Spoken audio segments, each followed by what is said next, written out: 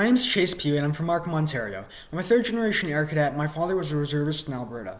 Following in my grandfather's footsteps, I will soon start training for my private pilot's license. In my spare time, I enjoy reading, traveling, and learning about different time periods and cultures.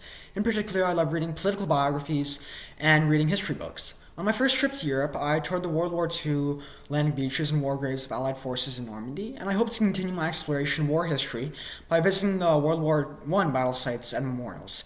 My interest in World War I really stems from my family history, as I recently discovered that one of my great-grandfathers was initially exempted from military service due to the fact he was a farmer.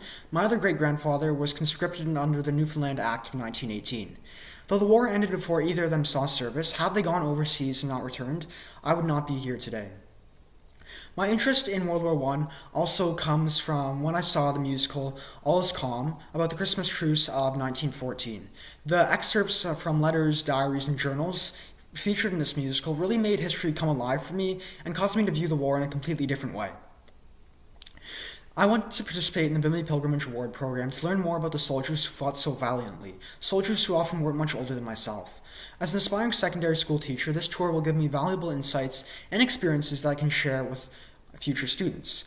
Learning alongside my peers, sharing and reflecting on everything that the soldiers and civilians experienced during the war, I hope not only to gain new knowledge, but also gain new friends. I can contribute my genuine interest in war history and my appreciation of the sacrifices that the soldiers made. I can share my new knowledge with my cadet squadron and throughout my community through the various councils and school clubs that I'm a part of. For example, I'm one of the co-chairs of the YMCA GTA Teen Council.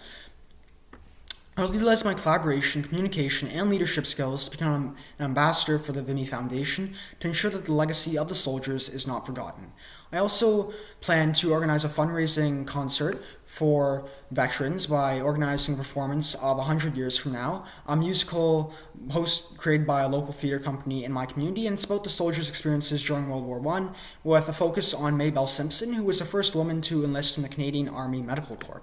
My interest in World War I also extends beyond the combatants to the civilians who lived in constant fear of bombardment and occupation. I want to better understand not only the soldiers' experiences, but the experiences of medical personnel and the everyday person.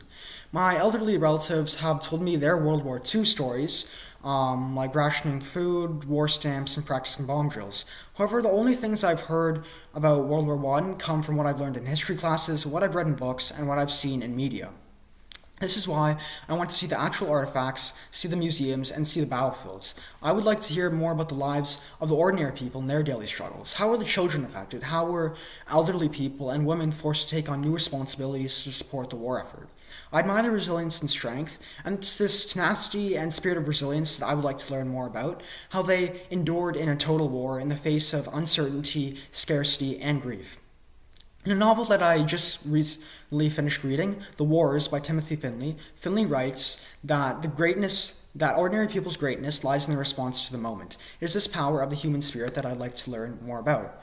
Furthermore, when I watched the film 1917, I saw the devastating effects war has on nature. The battle-scarred fields and dead horses lying in no man's land. As someone who deeply enjoys and loves animals and nature, this deeply troubled me. To think that France still has a red zone that is uninhabitable today because the soil is so contaminated with contaminants from the war is deeply troubling. And I would like to learn more about the war's impact on animals and the environment. Participating in the Pilgrimage Award program would mean the world to me. I hope you consider me for this opportunity. Thank you.